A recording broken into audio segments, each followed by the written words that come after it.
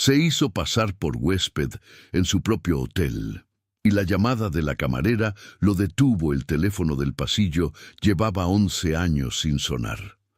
Consuelo lo sabía porque ella misma lo había limpiado cada semana durante 11 años. El auricular color marfil, el cable enroscado, la base de plástico con la etiqueta de habitaciones de servicio que nadie había actualizado desde el sexenio pasado. Lo limpiaba con el mismo trapo que usaba para los marcos de los cuadros, con cuidado, sin prisa, como si el objeto mereciera respeto aunque ya no tuviera función. El teléfono del andar 14 era un fantasma con cable, y Consuelo lo trataba como se trata a los fantasmas que uno conoce bien, con familiaridad silenciosa.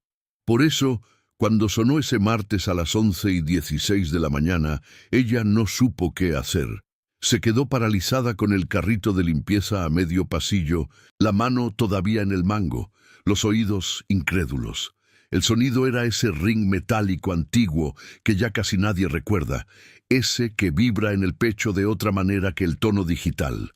Sonó una vez, sonó dos, y en la tercera, sin pensarlo, porque si lo hubiera pensado, no lo hace. Consuelo Natividad Paredes soltó el mango del carrito, caminó los 6 pasos que la separaban del aparato y levantó el auricular. «¿Bueno?», dijo con la voz de quien no esperaba escuchar su propia voz. Y eso fue todo. Eso fue lo que vio él. Un hombre que llevaba 40 minutos caminando por el andar 14 con una maleta pequeña y ropa que no correspondía a nadie que paga 2.800 pesos la noche. Ropa buena, pero deliberadamente opaca, sin logos, sin corte que delatara. Se detuvo en seco al fondo del corredor. Soltó la maleta.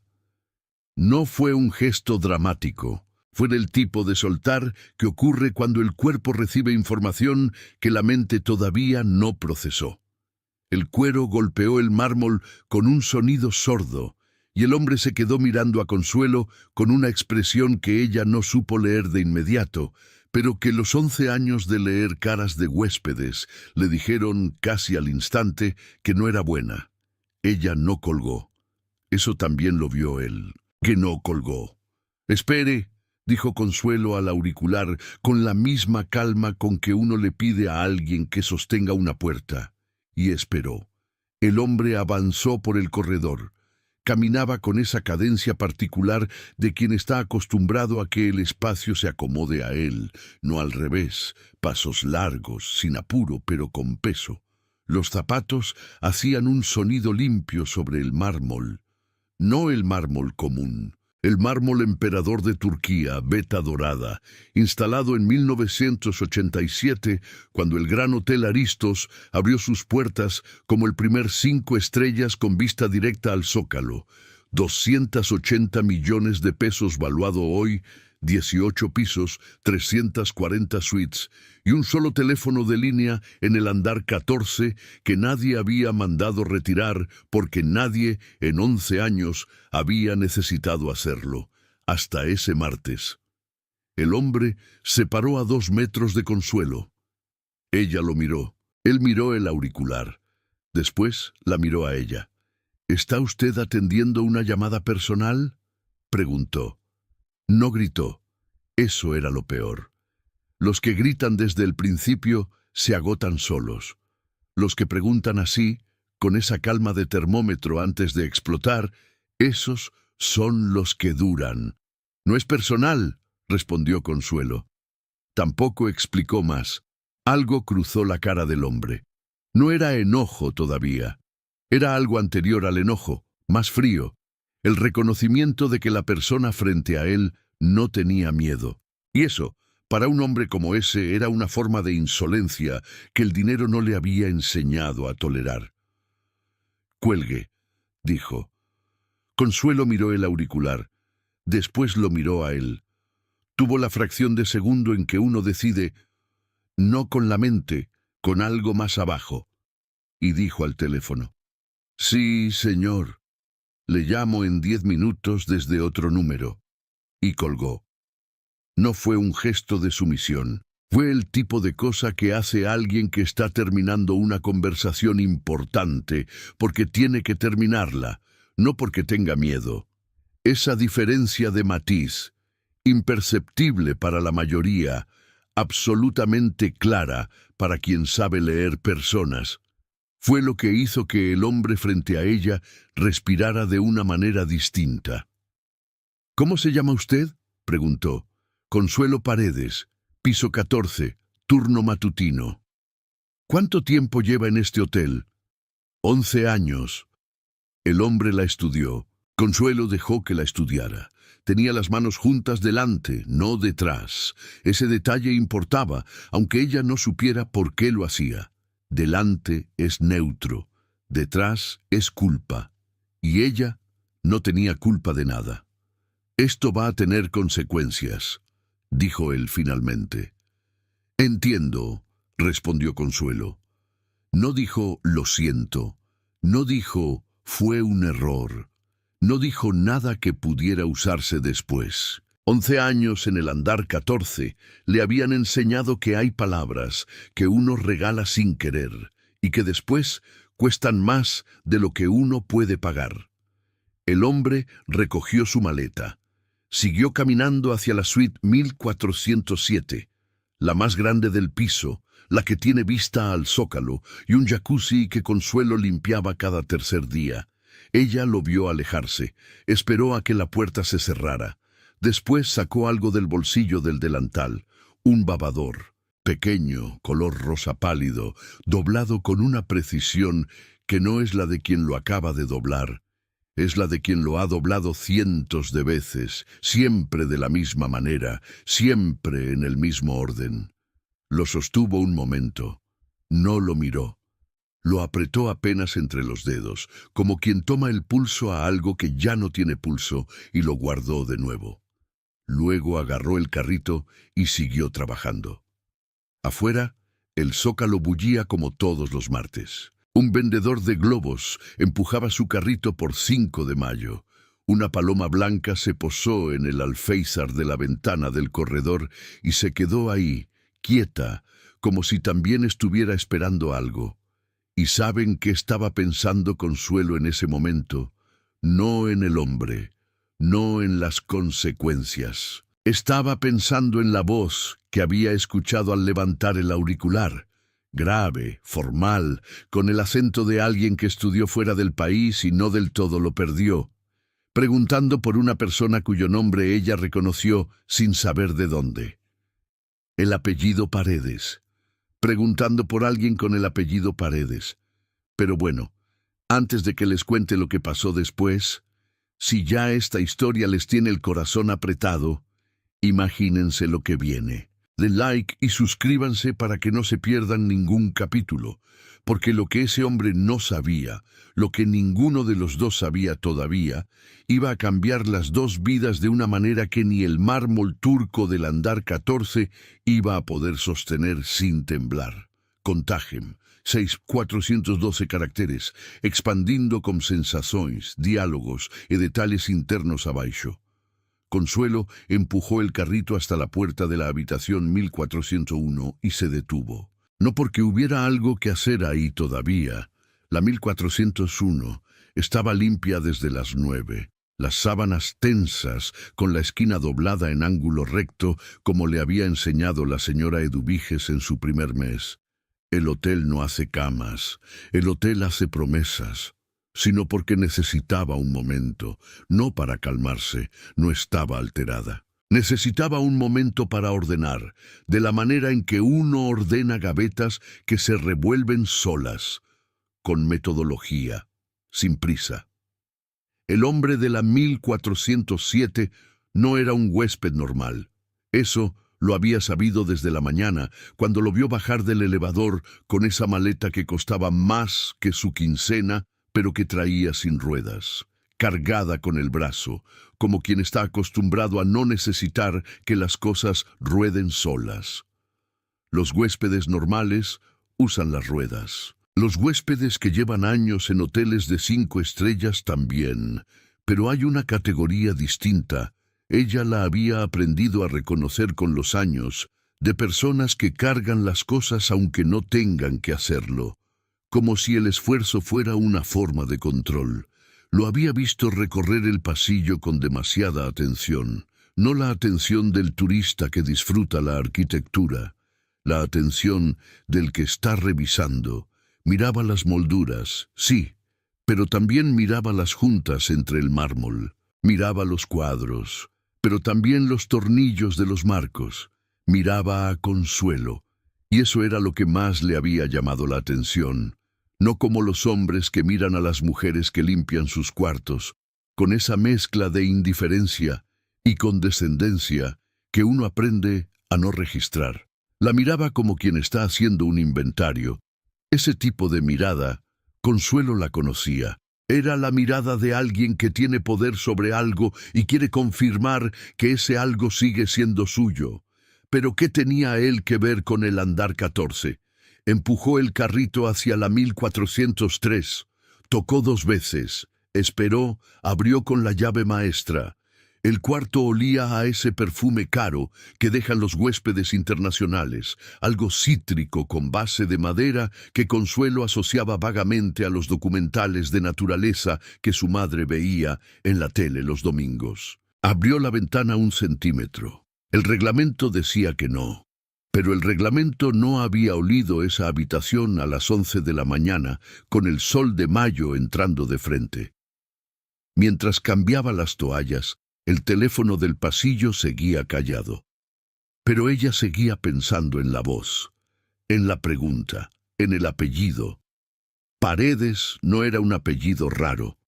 Había Paredes en Michoacán, en Jalisco, en la colonia Guerrero, aquí mismo en la Ciudad de México. Su padre se llamaba Celestino Paredes, Don Celestino, le decían en el barrio, aunque ella nunca entendió del todo por qué ese don, ese respeto de esquina, ese silencio que la gente hacía cuando él pasaba y que de niña le parecía normal, porque los niños no saben todavía que el silencio puede ser miedo o puede ser reverencia, y que la diferencia entre los dos es sutil y se aprende tarde.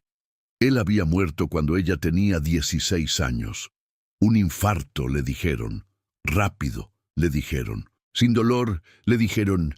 Y eso último ella nunca lo creyó del todo, porque nadie muere sin dolor. Lo que pasa es que el dolor a veces dura 1 segundo y a veces dura 11 años, y se dobla en el bolsillo del delantal como algo color rosa pálido que ya no tiene a quien abrigarle el pecho. La toalla nueva quedó perfecta sobre el toallero cromado. Consuelo cerró la ventana, salió al pasillo. El carrito la esperaba donde lo había dejado, fiel como los objetos que uno trata bien. Faltaban 3 habitaciones para terminar el turno, y en la suite 1407, detrás de una puerta que costaba 12,000 pesos sola, madera de tsalam, bisagras de acero inoxidable, el hombre, que no era un huésped normal, marcaba un número en su teléfono y esperaba que alguien contestara. Esperaba también que Consuelo ya hubiera olvidado la llamada. No la conocía. Lo que ella carga por dentro, hay cosas que uno aprende a cargar de una manera específica para que no duelan en el mismo lugar siempre. Consuelo había aprendido a los 18 años. No lo aprendió de golpe. Ese tipo de cosas no se aprenden de golpe, se aprenden en capas, como el encalado de una pared que va cubriendo sin borrar, que va haciendo más grueso sin hacer más sólido. Lo aprendió la primera vez que entró a trabajar al Gran Hotel Aristos, con su uniforme nuevo que olía a almidón y a algo esperanzador que ella no supo nombrar. Lo aprendió cuando la señora Eduviges, la supervisora del turno matutino, con 32 años en el hotel y una ceja permanentemente arqueada que no era altivez, sino cansancio crónico, le dijo: «Mija, en este trabajo uno ve todo y no ve nada. Aprende eso y dura. No lo aprende y se va antes de 6 meses. Consuelo había durado 11 años, no porque no viera, sino porque había aprendido a ver de otra manera, con la memoria, no con los ojos. Los ojos registran y sueltan. La memoria guarda, organiza, construye un archivo que uno no pidió tener, pero que está ahí de todas maneras, disponible siempre, a veces útil y a veces como una habitación que uno preferiría no abrir. Esa tarde, de regreso en el cuarto de servicio del andar 14, ese espacio pequeño que olía a limpiador de pino y a tiempo detenido, con su fregadero de acero oxidado en las esquinas y su único foco que parpadeaba cuando soplaba mucho viento, Consuelo revisó el registro de habitaciones sin ver el registro de habitaciones. Lo que veía era otra cosa. Veía un hospital, no el hospital completo, solo el pasillo. El olor a desinfectante mezclado con algo que no era desinfectante. Las luces de neón que zumban. Y la voz de la doctora Villanueva diciéndole, con esa amabilidad profesional que es la forma médica de no sentir lo que uno está diciendo, que habían hecho todo lo posible.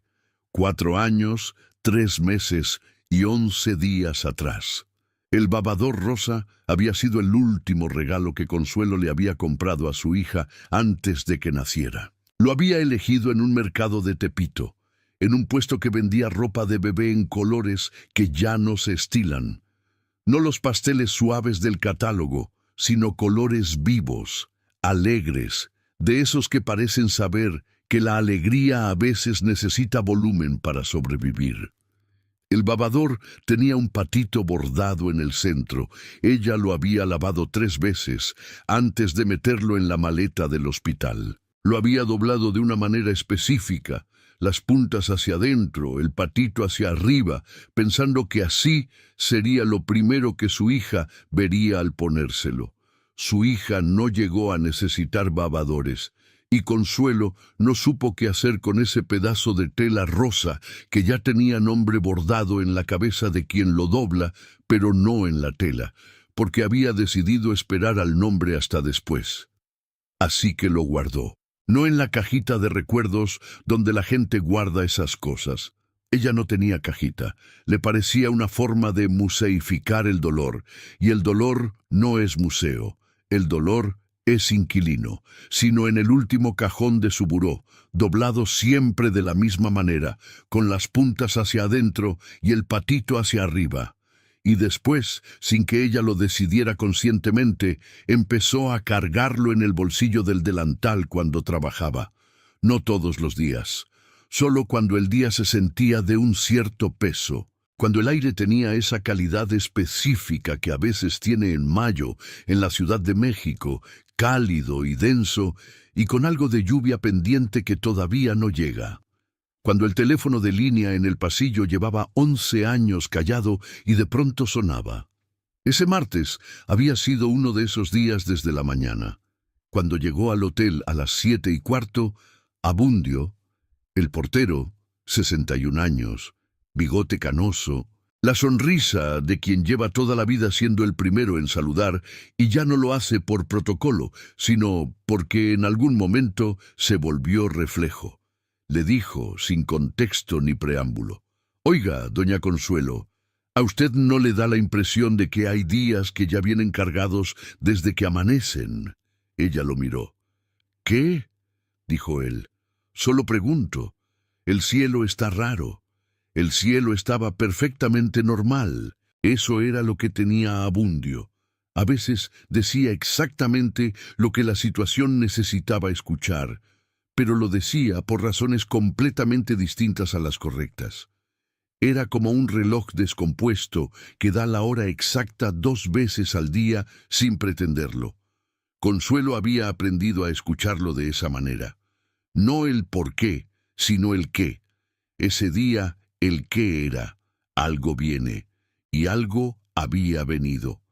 El hombre de la 1407, el teléfono. La voz al otro lado preguntando por alguien con el apellido Paredes. Ahora Consuelo doblaba el registro de habitaciones por la mitad. Hábito, no decisión. Y pensaba en su padre. Don Celestino Paredes había sido un hombre de pocos gestos y ninguna explicación. No era que fuera frío, era que su temperatura interna era distinta a la que uno espera de un padre. Más quieta, más honda, de ese tipo que no se nota hasta que ya no está. Y entonces el silencio se vuelve forma, y uno entiende que lo que creía que era ausencia era en realidad presencia de otro tipo.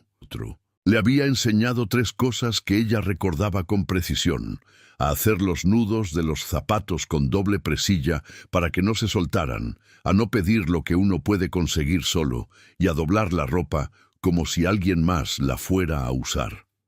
Esa última instrucción nunca tuvo contexto. Ella la había aplicado siempre sin entenderla. Él había muerto cuando ella tenía 16 años.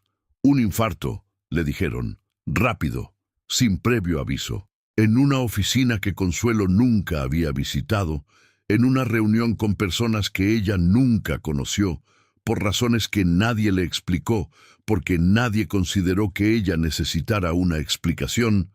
Era hija, no heredera, era menor, no interesada, era, en el vocabulario de los que manejan asuntos que involucran dinero y documentos, parte no relevante del proceso. Ella tenía 16 años. No sabía que existían procesos. Su madre, soledad, callada y práctica, de esas mujeres que procesan el dolor convirtiéndolo en actividad, había guardado las cosas de su padre en 3 cajas de cartón que estaban en el closet del cuarto, que antes era cuarto de él, y que después se volvió cuarto de nadie, esa habitación que existe en muchas casas donde vivió la ausencia y que uno mantiene cerrada no por tristeza, sino porque abrirla requiere una energía que todavía no llega. Consuelo nunca había abierto las cajas, su madre tampoco, que ella supiera. El apellido Paredes. Había algo en la voz del teléfono, en el tono de quien pregunta por alguien que sabe que existe, pero no sabe exactamente dónde, que no era casual, no era un número equivocado, no era una llamada administrativa. Era la voz de alguien que llevaba tiempo buscando y creía, en ese momento, haber encontrado algo. ¿Qué había encontrado? Consuelo apagó la luz del cuarto de servicio. Salió al pasillo. El carrito ya estaba guardado. Las 3 habitaciones restantes habían quedado perfectas. Ella podía hacerlas con los ojos cerrados, y de hecho, a veces casi lo hacía, no por descuido, sino porque el cuerpo aprende y libera a la mente para hacer otra cosa. El pasillo del andar 14 estaba silencioso y largo y dorado, con la luz de las 4 de la tarde entrando oblicua por la ventana del fondo. El teléfono color marfil colgaba del muro como siempre, en su bracket de plástico, con el cable enroscado y limpio. Consuelo se detuvo frente a él. Lo miró de la manera en que uno mira los objetos cuando de pronto se vuelven otra cosa. No el teléfono que lleva 11 años en el pasillo, sino el teléfono que ese martes sonó, que alguien marcó deliberadamente, que llegó hasta ella de entre todos los números posibles de este hotel de 340 suites y 18 pisos y un solo aparato de línea que nadie usa. Puso la mano sobre el auricular. No lo levantó, solo lo tocó. El plástico estaba frío, como siempre, como si no hubiera pasado nada. Adentro de la suite 1407, del otro lado de la puerta de Tsalam, Fulgencio Izaguirre Montes terminaba de dictar instrucciones a su asistente con la misma voz con que firmaba contratos. Sin pausa, sin duda, sin espacio para réplica. Llevaba 44 años aprendiendo que la velocidad de decisión era lo que separaba a los que tienen de los que esperan tener, y había llegado a ese convencimiento con la fe absoluta de quien nunca ha tenido razón para dudar de sí mismo. Que Recursos Humanos me tenga el expediente de la camarera antes de las 6, dijo. Consuelo Paredes, piso 14, turno matutino, 11 años de antigüedad. Y después, casi como añadidura, y averigüen quién llamó a ese teléfono.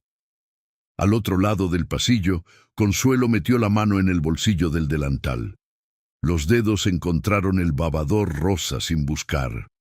Apretó apenas. Contó hasta 3. no por ninguna razón que ella pudiera nombrar, sino porque 3 era el número que el cuerpo elige cuando necesita convencerse de algo. Y soltó.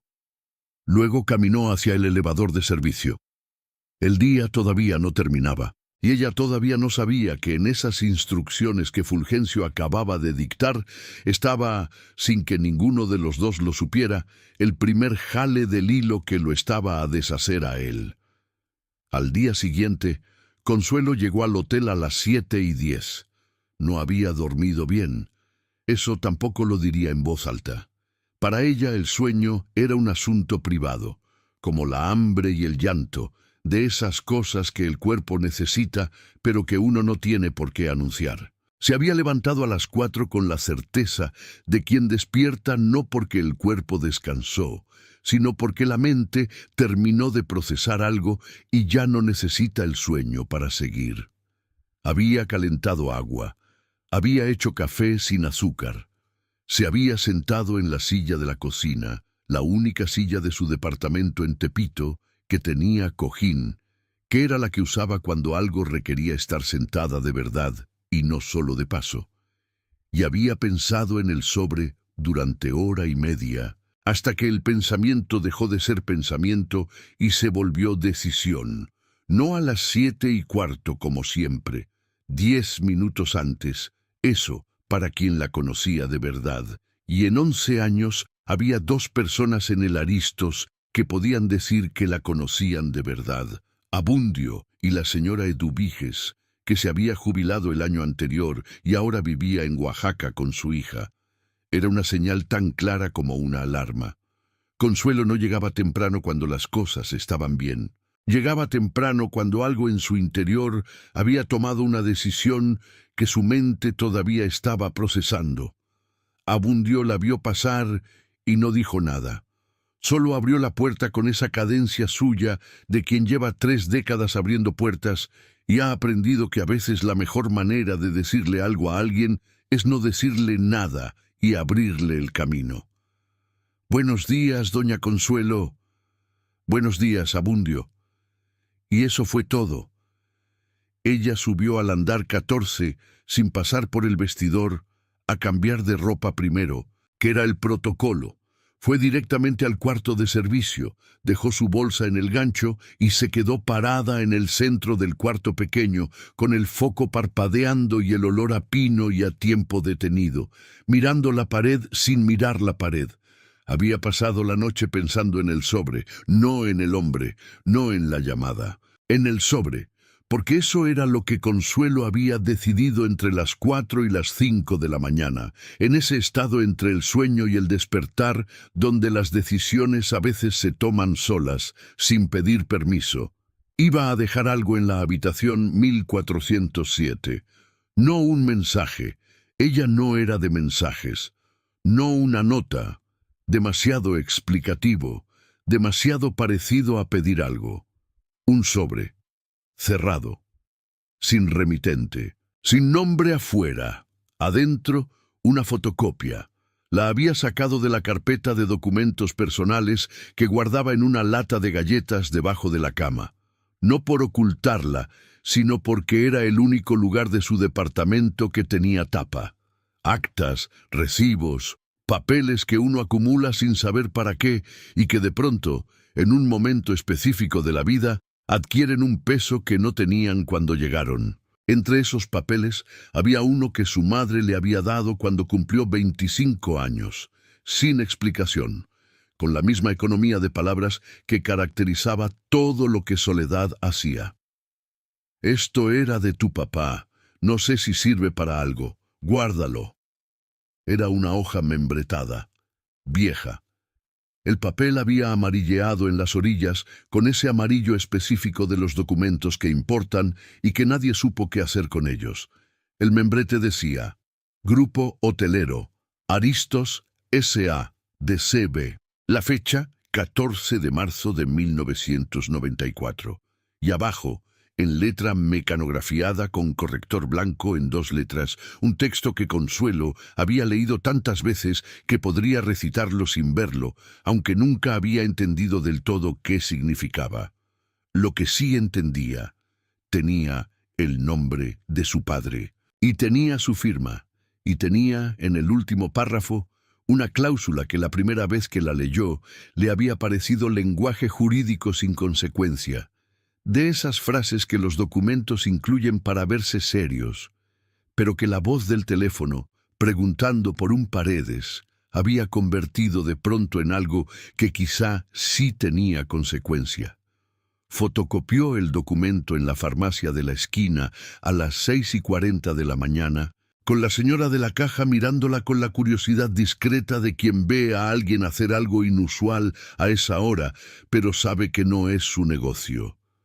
Ahora el sobre estaba en su bolsa. Blanco, tamaño carta, sin nada escrito afuera. Se cambió el uniforme. Salió al pasillo. El andar 14 estaba silencioso a esa hora. Los huéspedes todavía dormían o desayunaban abajo, y el turno nocturno ya había bajado. Consuelo empujó el carrito hasta frente a la suite 1407 y se detuvo. Tocó. Una vez, dos, el protocolo estándar. Esperó 10 segundos. Nada. Abrió con la llave maestra. El cuarto olía a ese perfume del hombre. Algo oscuro, con notas de cedro, que se había quedado impregnado en el ambiente, aunque él no estuviera. La cama estaba deshecha pero no revuelta, deshecha de alguien que no duerme profundo, que se mueve, que no termina de soltarse ni en el sueño.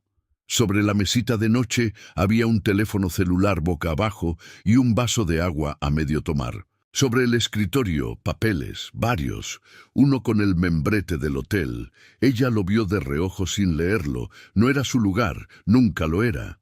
Hizo la cama primero. Las esquinas en ángulo recto, como le había enseñado Eduviges. La almohada con la abertura hacia adentro, que era el detalle que separaba los hoteles que saben de los que creen que saben. Limpió el baño.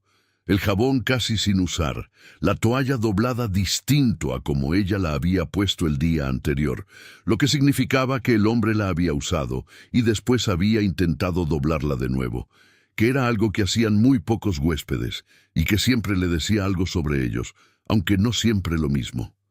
Cuando terminó, sacó el sobre de su bolsillo, lo puso sobre la cama, en el centro, sobre la almohada que ella acababa de acomodar. No encima del edredón, encima de la almohada que era donde uno pone lo que quiere que la persona vea primero, lo que no puede ignorar. Lo miró un momento. Después recogió su carrito y salió. No saber qué va a pasar tiene dos caras. El miedo, que paraliza, y la claridad, que simplifica. Consuelo había aprendido a quedarse del lado de la claridad, no porque fuera valiente, el valor era otra cosa, ruidosa y declarada, sino porque el miedo ocupaba un espacio que ella necesitaba para otras cosas. Siguió con las habitaciones, la 1401, la 1403, la 1405, una cama, un baño, una ventana. Repitió el proceso con la concentración de quien hace algo importante sin que se note que es importante. En la 1403 encontró a Lupita. La niña estaba sentada en el suelo del pasillo, justo afuera de la puerta, con las piernas cruzadas y un cuaderno de dibujos sobre las rodillas. 7 años, trenzas un poco deshiladas, el uniforme de la escuela que su mamá le ponía, aunque no hubiera escuela, porque era el único conjunto que le quedaba bien para venir al hotel. La mamá de Lupita, Remedios, del turno vespertino, a veces no tenía con quién dejarla por las mañanas y la traía temprano. Y Lupita se quedaba en el pasillo como un gato que sabe exactamente en qué rincón no estorba. «Doña Consuelo», dijo Lupita sin levantar la vista del cuaderno. «Lupita, ¿qué dibujas?» «Un hotel». Pausa. «Pero diferente». «¿Diferente cómo?» Lupita levantó el cuaderno. El dibujo era una torre con muchas ventanas, y en cada ventana había una figura distinta, algunas con coronas, algunas con delantales, una que tenía una cara con rayos alrededor, como el sol, pero enojado. «¿Ese de los rayos quién es?», preguntó Consuelo. «El señor nuevo», dijo Lupita con la seriedad absoluta con que los niños nombran lo que ven y los adultos aprenden a no nombrar. Consuelo miró el dibujo un momento más. Después siguió con su carrito, pero se quedó pensando en los rayos. Fue en la 1405 donde oyó la puerta de la 1407 abrirse. No lo vio, solo escuchó. Los pasos, el silencio de alguien que se detiene, el silencio más específico de alguien que encuentra algo que no esperaba. Y después, nada, ni llamada, ni voz, ni puerta que se cierra de golpe. Solo silencio, el tipo de silencio que ocupa el espacio de una reacción. Consuelo siguió limpiando la ventana de la 1405. El vidrio quedó perfecto, sin una huella, sin un rastro. Afuera, el zócalo empezaba a llenarse de gente con la mañana, y una mujer con paraguas rojo cruzaba corriendo la Plaza de la Constitución, aunque no llovía todavía, aunque el cielo seguía con esa calidad densa de algo que viene y todavía no llega. Lo que no supo Consuelo en ese momento, lo que no podía saber, era que Fulgencio Izaguirre Montes estaba de pie en el centro de su suite, con el sobre abierto en la mano y la fotocopia desplegada, leyendo por tercera vez un documento que reconocía, que había visto antes, que había creído durante 30 años que no existía ninguna copia. Sus manos no temblaban. Ese era su entrenamiento. Pero en algún lugar detrás de los ojos, ese lugar donde la duda existe antes de que uno la autorice a existir, algo se movió. Algo pequeño, casi imperceptible, como el primer crujido de una viga que todavía aguanta, pero que ya avisó. Dobló la fotocopia, la guardó en el bolsillo interior del saco y marcó un número que no estaba en su agenda, sino memorizado.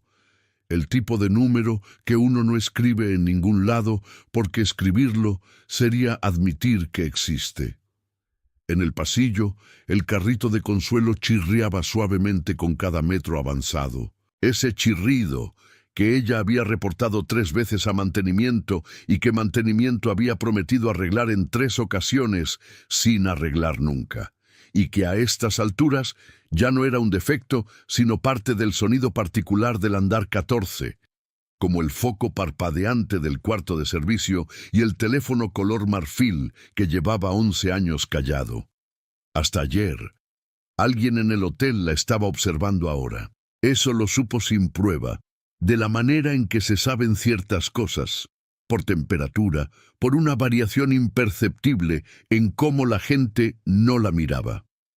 2 compañeras del turno que cruzaron con ella en el elevador de servicio y bajaron los ojos un segundo antes de lo natural.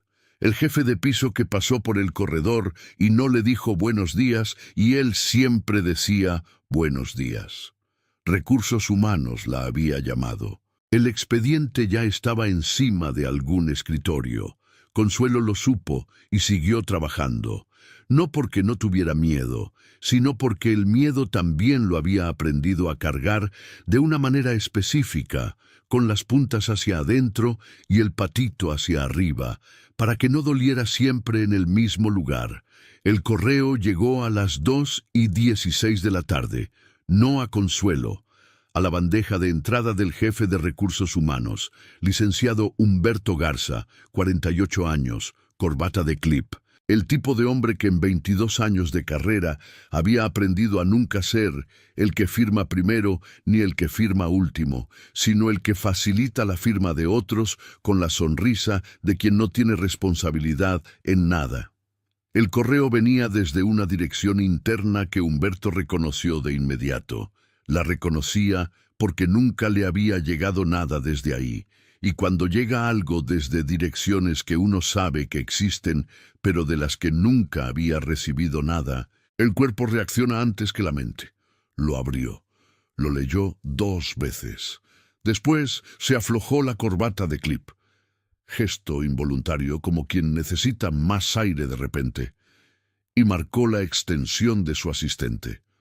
«Cancela lo de las 3», dijo, «y cierra la puerta cuando salgas». El correo tenía 3 párrafos y un adjunto. Los 3 párrafos instruían el término inmediato de la relación laboral con Consuelo Natividad Paredes, empleada del grupo hotelero Aristos con 11 años de antigüedad en el puesto de camarera. Piso 14. Las razones documentadas. Uso indebido del equipo del hotel durante horario de trabajo, insubordinación ante huésped, conducta contraria a los estándares de servicio del Aristos. El adjunto era el reporte firmado por el huésped de la suite 1407, nombre en el sistema, Izaguirre Montes, F., con fecha y hora exactas, redactado con una precisión que no era la de alguien que está enojado, sino la de alguien que sabe cómo construir un caso. Humberto Garza sabía, con esa intuición que dan los 22 años, de hacer lo que le dicen sin preguntar mucho, que esto no era un asunto de camarera y teléfono. Esto era otra cosa. Pero identificar qué cosa exactamente no era su trabajo, y su trabajo era lo que le permitía pagar la hipoteca de su casa en Satélite. Así que hizo lo que siempre hacía, lo que le pedían, con la velocidad suficiente para que se viera eficiencia y no complicidad. Preparó el finiquito antes de las 4. Consuelo lo supo cuando bajó al andar 3 a entregar el carrito, y la señorita de la recepción interna, Yolanda, 23 años, que siempre la saludaba con energía, y esa tarde no la saludó. Le dijo sin levantar los ojos de la pantalla: «La espera el licenciado Garza, doña Consuelo, en su oficina». Ella no preguntó para qué. Ya lo sabía. El camino desde el andar 3 hasta la oficina de recursos humanos en el sótano eran 42 escalones y un pasillo de 40 metros, con las paredes de concreto sin pintar, que era la parte del hotel que los huéspedes nunca ven, y que Consuelo conocía mejor que cualquier suite. Cada fisura, cada mancha de humedad. La marca donde en 2019 alguien había empujado un carrito de lavandería y dejado una raya de metal a la altura de la cadera. Caminó esos 40 metros con la mano derecha en el bolsillo del delantal, los dedos rozando sin apretar el babador rosa. Humberto Garza la recibió de pie, que era la postura de quien ya decidió lo que va a decir y prefiere decirlo sin que la situación se alargue. «Siéntese, por favor». «Estoy bien de pie». Él parpadeó. Después asintió, el movimiento pequeño de quien recalibra sin admitirlo, y le explicó con la voz de quien lee un documento sin leer el documento lo que ya era oficial: término de contrato por causas justificadas, el finiquito calculado conforme a ley, los documentos para firmar, la devolución del agafete y el uniforme antes de las 6. Consuelo lo escuchó completo sin interrumpirlo. «¿Puedo ver el reporte?», preguntó cuando él terminó. «Es un documento interno del... el reporte que motivó la decisión. Tengo derecho a conocerlo». Humberto la miró. Ella le sostuvo la mirada con esa calma que él había visto en muy pocas personas en su carrera. La calma de quien no está fingiendo serenidad, sino que genuinamente ha pasado por cosas que hacen que esto, lo que sea esto, no sea lo más difícil que ha enfrentado. Le pasó el reporte. Ella lo leyó. No rápido, despacio, renglón por renglón, como quien quiere asegurarse de que entiende exactamente qué dice y qué no dice. Firmado por el huésped de la 1407. La descripción del incidente era precisa en los hechos y completamente distinta en el tono. Donde había habido una conversación, el reporte decía negativa a acatar instrucciones. Donde ella había dicho espere, el reporte decía conducta desafiante. Todo correcto, todo torcido. ¿Puedo quedarme una copia? El reglamento no. Artículo 47 de la Ley Federal del Trabajo, dijo Consuelo tranquila. Establece que el trabajador tiene derecho a conocer por escrito las causas de su separación. Si no me da copia, el despido no está documentado correctamente. Humberto la miró durante 3 segundos completos. Después sacó la hoja de la impresora que tenía sobre el escritorio, una copia que ya había preparado, porque en el fondo sabía que alguien iba a pedirla, y se la extendió. Consuelo la tomó, la dobló en 3, la metió en su bolsillo, junto al babador. Firmó el finiquito. Devolvió el gafete. Lo puso sobre el escritorio con un sonido limpio, sin golpe, sin drama. El gafete tenía su foto de cuando entró, 11 años atrás. La miraba desde la laminita con 27 años, y el pelo diferente, y algo en los ojos que era distinto, aunque si alguien le preguntara qué era exactamente distinto, no lo sabría nombrar. Caminó de regreso al andar 14 para recoger su bolsa. El pasillo estaba vacío a esa hora. El turno matutino había terminado y el vespertino todavía no tomaba posición. El carrito de limpieza que ella había usado durante 11 años estaba al fondo, junto al cuarto de servicio, perfectamente alineado contra la pared, como siempre lo dejaba. El foco del cuarto de servicio parpadeaba. Afuera, el ruido sordo de la Ciudad de México entraba por la ventana del fondo con esa mezcla de motor y voz, y algo que suena a siempre. Recogió su bolsa. Se cambió de ropa en el baño del andar, porque el reglamento decía que el uniforme no salía del hotel, y ella no tenía intención de romper un reglamento que no había roto en 11 años.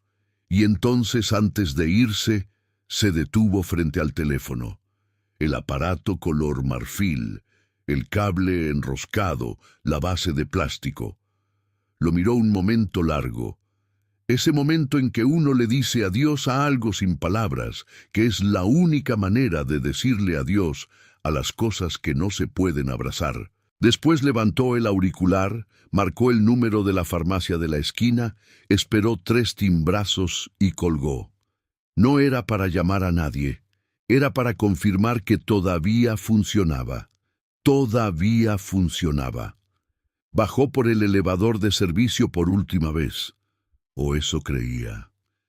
42 escalones, 40 metros de pasillo, la raya de metal a la altura de la cadera. Cruzó el lobby sin mirar a los lados, aunque supo, con esa percepción que dan 11 años de conocer cada rincón de un edificio, que alguien la estaba mirando desde el piso de arriba. No era Abundio. Abundio estaba en su puesto de siempre, y cuando la vio salir con la bolsa y sin uniforme, abrió la puerta con la misma cadencia de siempre. Esa cadencia de 3 décadas que no distingue entre entrada y salida, porque para él la puerta es la puerta, y la persona que cruza merece el mismo gesto independientemente de para dónde va. «Que le vaya bien, doña Consuelo», dijo. Ella se detuvo. Lo miró.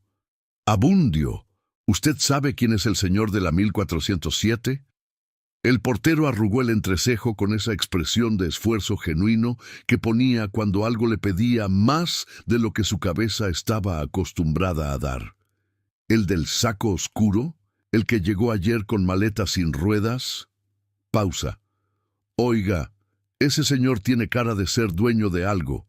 No sé de qué, pero de algo importante. Y después, como si fuera añadidura sin importancia, aunque los que tienen cara de ser dueños de algo, muchas veces resulta que lo que son dueños ya no era suyo desde antes, ¿no cree? Consuelo lo miró un momento más. Adiós, Abundio. Cruzó la puerta. Afuera, el zócalo le llegó de golpe. El ruido, el olor a elote y a escape, la paloma blanca que seguía en el alféizar del andar 14, o quizá era otra paloma blanca, porque las palomas no se distinguen, pero uno quiere creer que son la misma. El sol de las 5 pegaba oblicuo sobre el mármol de la fachada del Gran Hotel Aristos. 280 millones de pesos, 18 pisos, 340 suites. Y hacía destellos en las letras doradas del nombre. Consuelo no lo miró. Caminó hacia el metro. En la suite 1407, Fulgencio Izaguirre Montes recibía la confirmación por mensaje de texto. Paredes. Baja efectiva hoy, 17 Lo leyó. Cerró el teléfono. Se sirvió agua del minibar, no del minibar, del jarro de cristal que el servicio de habitaciones reponía cada mañana, agua de manantial, la misma que él había ordenado para todos los pisos cuando compró el hotel hace 8 años. Creía, en ese momento, que el asunto estaba cerrado. El papel en su bolsillo interior decía otra cosa. Pero él había decidido, con la certeza de quien lleva 44 años, siendo el que decide, que un documento del año 94, en fotocopia, en manos de una camarera de piso, no era un problema real. Era el tipo de error que solo cometen los que han ganado demasiadas veces. El metro olía a mayo, no el mayo del calendario, ese mayo oficial con sus fechas y sus puentes y sus carteles de primavera en las tiendas. El mayo de la Ciudad de México, que tiene su propio olor específico, a tierra húmeda que todavía no recibió la lluvia pero ya la presiente, a piel humana en movimiento, a fritanga de la salida del Zócalo, que a esas horas ya lleva 8 horas encendida, y lo que vende ya no es comida, sino el recuerdo de la comida. Ese olor que uno aprende a no registrar cuando vive en la ciudad y que de pronto vuelve a registrar cuando algo en el día ha cambiado de peso. Consuelo iba de pie en el vagón, agarrada de la barra, con la bolsa en el pecho. No pensaba, o más bien, pensaba de esa manera que no parece pensar, sin palabras, sin secuencia lógica, como cuando uno repasa algo con los ojos cerrados y lo que aparece no son pensamientos, sino imágenes sueltas, sensaciones, la temperatura de un momento específico, el gafete sobre el escritorio de Garza, el sonido limpio que hizo al ponerlo, la foto de hace 11 años mirándola desde la laminita, el teléfono color marfil todavía funcionando. En la estación, Guerrero tuvo que bajar al andén porque el vagón estaba lleno y necesitaba cambiar de línea. Y mientras esperaba al siguiente tren, se sentó en una banca de metal con la bolsa sobre las rodillas y se dio cuenta de que tenía hambre. No un hambre dramática, un hambre ordinaria y puntual de las 6 de la tarde, de alguien que no había comido desde las 11 de la mañana porque el turno había sido de esos que no dejan espacio para acordarse de comer. Eso fue lo más concreto que sintió en ese momento. Hambre. Y de alguna manera extraña, sentir hambre la asentó. El hambre es real. El hambre tiene solución. El hambre no tiene que ver con Fulgencio Izaguirre Montes, ni con documentos del año 94, ni con 11 años, que terminan en 40 minutos de oficina. El hambre es solo hambre. Compró 2 tacos de canasta a un señor que tenía su puesto justo en la salida del metro, bajo un toldo azul desgastado que se movía con el viento de los vagones. Tacos de frijoles, los más baratos, los comió de pie, con la servilleta de papel arrugada, mirando los pies de la gente pasar. No pensó en nada mientras comía. El cilantro estaba fresco. Eso fue todo lo que registró.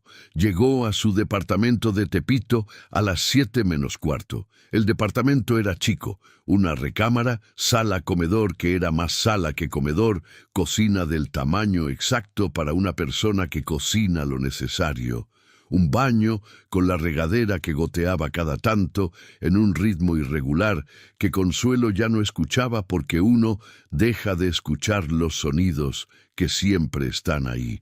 Tenía 3 macetas en la ventana, una de albahaca, una de romero, una de algo que había sido perejil y que con el tiempo había evolucionado en algo que ya no era exactamente perejil, pero que seguía creciendo y eso le bastaba.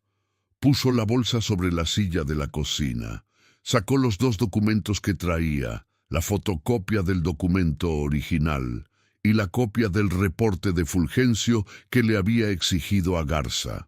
Los puso sobre la mesa con cuidado, uno al lado del otro, como cuando uno pone 2 cosas juntas para ver si tienen algo en común. Los miró. La hoja membretada de 1994, Grupo Hotelero Aristos S.A.D.C.B., la firma de su padre, la cláusula en el último párrafo que ella había leído 20 veces sin entender del todo su peso jurídico, y el reporte de Fulgencio con su descripción torcida del martes. 2 papeles, 2 versiones de la misma historia que todavía no sabía cómo eran la misma historia. Se lavó las manos, se cambió de ropa, se sentó en la silla con cojín. Afuera, Tepito hacía su ruido de siempre, voces que se llaman de una banqueta a otra, música de alguna vecindad que no se sabe de dónde exactamente viene, pero que siempre está. Un perro que ladra con la convicción de quien sabe que no va a lograr nada, pero igual ladra. Sonidos que Consuelo conocía de memoria y que esa noche le llegaban de una manera distinta, no más fuertes ni más suaves, sino más presentes, como cuando uno presta atención a algo que normalmente está de fondo. Pensó en Lupita, en el dibujo. La torre con ventanas, las figuras distintas en cada una, el señor con rayos alrededor de la cara como sol enojado. 7 años, y ya sabía leer a las personas de esa manera, no por lo que dicen ni por cómo se visten, sino por lo que proyectan sin querer. Consuelo había sido así de niña también, esa capacidad de ver sin filtros que los adultos van perdiendo a medida que aprenden que ver demasiado tiene costo. Lupita la había visto salir con la bolsa y sin uniforme. No le había preguntado nada. Solo se había quedado mirándola desde el pasillo con esa expresión de los niños que entienden más de lo que deberían y que han aprendido que preguntar a veces complica las cosas para la persona a quien le preguntan. Era un tipo de compasión muy específico, ese silencio de Lupita. No la compasión de quien no sabe qué decir, la compasión de quien sabe exactamente qué decir y elige no decirlo, porque quiere a la persona. Lo reconoció en el pasillo y siguió caminando porque parar hubiera significado cosas que no podía permitirse. Pero ahora pensó en Lupita y sintió algo que no era tristeza exactamente, era más parecido a gratitud, que también a veces duele. Pensó en su madre. Soledad vivía a 12 cuadras, en la misma vecindad donde Consuelo había crecido, en el mismo departamento donde su padre había muerto, donde lo habían traído de regreso, más bien, porque él no había muerto ahí, sino en alguna oficina que Consuelo nunca ubicó con precisión en el mapa de la ciudad. Soledad tenía 71 años y todavía hacía sus cosas sola, la despensa, la limpieza, la misa de los miércoles, aunque con una lentitud nueva de los últimos 2 años, que Consuelo notaba cada vez que la visitaba y que ninguna de las dos nombraba, porque nombrarla hubiera sido admitir que el tiempo estaba pasando de una manera que no se puede pausar. No la había llamado para contarle lo del trabajo. No esa noche. Su madre no era el tipo de persona que recibe malas noticias y las transforma en apoyo. Era el tipo de persona que las recibe y las carga, y Consuelo no quería que su madre cargara esto también, no todavía, no sin que ella misma supiera primero qué exactamente estaba cargando. Sacó el babador del bolsillo del pantalón. Lo había transferido ahí cuando se cambió de ropa sin pensarlo, como se transfieren las llaves y las monedas sueltas. Lo sostuvo en las manos, las puntas hacia adentro, el patito hacia arriba. 4 años, 3 meses y 11 días de doblarlo siempre igual. No por ritual. Ella no era de rituales, por memoria muscular, porque el cuerpo hace lo que aprendió a hacer, y a veces eso es lo único que sabe cómo sostener. La regadera goteó 3 veces seguidas y después paró. Afuera, la música de la vecindad cambió a algo más lento. Una canción que Consuelo reconoció vagamente, de esas que uno conoce sin saber de dónde, que han estado en el fondo de suficientes momentos para volverse parte del archivo que uno carga sin elegirlo. No era una canción triste, era solo una canción. Pero esa noche, en esa cocina, con esos 2 papeles sobre la mesa y el babador rosa en las manos, se volvió algo diferente. Consuelo no lloró. Respiró hondo. Una vez, solo una, y dobló el babador de nuevo, las puntas hacia adentro, el patito hacia arriba. Lo guardó en la lata de galletas de debajo de la cama, junto a los documentos. Después hizo algo que no había hecho en mucho tiempo. Abrió el cajón de la mesita de noche, ese cajón donde uno guarda cosas sin categoría, cosas que no saben bien dónde van, y sacó una tarjeta de presentación doblada por la esquina. La había recibido hacía 3 años, de parte de un abogado que había conocido en la sala de espera del IMCS, uno de esos encuentros fortuitos que uno no sabe si fueron fortuitos hasta después. Él le había dado la tarjeta por si algún día necesita asesoría laboral, y ella la había guardado con la certeza tranquila de quien no cree necesitarla, pero sabe que tirar cosas que podrían servir es un lujo que la gente como ella no se puede permitir. La tarjeta decía LIC, Rodrigo Basáñez Fuentes, Derecho Laboral y Corporativo. Corporativo. Consuelo la miró. Después la puso sobre la mesa junto a los 2 papeles, 3 cosas sobre la mesa, 2 documentos y una tarjeta. No era un plan. Ella no planeaba en voz alta, no hacía listas, no dibujaba esquemas. Pero había algo en poner esas 3 cosas juntas que se parecía a ordenar una gaveta. No para saber exactamente qué va a hacer con cada cosa, sino para saber exactamente qué hay. Lo que había era suficiente para empezar. Se hizo un té de canela. Lo tomó despacio, de pie en la cocina, mirando las 3 macetas en la ventana, la albahaca, el romero, lo que ya no era perejil, pero seguía creciendo. Afuera el cielo de Tepito tenía esa calidad nocturna de ciudad grande, no oscuro del todo, sino ese gris naranja de la luz artificial rebotando en las nubes bajas, que a veces es opresivo y a veces, dependiendo del día, se parece extrañamente a algo cálido. Esa noche se parecía a algo cálido. Consuelo terminó el té, lavó la taza, la puso a escurrir boca abajo como siempre. Mañana llamaría al licenciado Basáñez, no esa noche. Mañana. Porque las decisiones importantes merecen al menos una noche de sueño entre el momento en que se toman y el momento en que se actúan. No para dudar, sino para asegurarse de que al amanecer siguen siendo las mismas decisiones. Apagó la luz. Se acostó. Desde la ventana entraba el ruido de Tepito decreciendo. Las voces más espaciadas, la música bajando el volumen, el perro que finalmente se había cansado de ladrar. La ciudad de noche no es silenciosa. Es otra cosa. Un murmullo continuo y vivo, como la respiración de algo grande que duerme pero no apaga. Consuelo cerró los ojos. La regadera goteó una vez más y paró. El licenciado Rodrigo Basáñez Fuentes tenía su despacho en la colonia Santa María la Ribera, en un segundo piso, con ventanas que daban a un jacarandá que en mayo ya no tenía flores, pero que guardaba en las ramas esa forma generosa de los árboles que florecen bien, amplia, abierta, sin miedo al espacio. Consuelo lo llamó a las 9 de la mañana siguiente. Él contestó al segundo timbrazo. Ese detalle, el segundo timbrazo, le dijo algo sobre él antes de que dijera nada. Y la cita quedó para las 11. Cuando llegó, él ya tenía café servido y no la hizo esperar en recepción. Sí, eso también le dijo algo.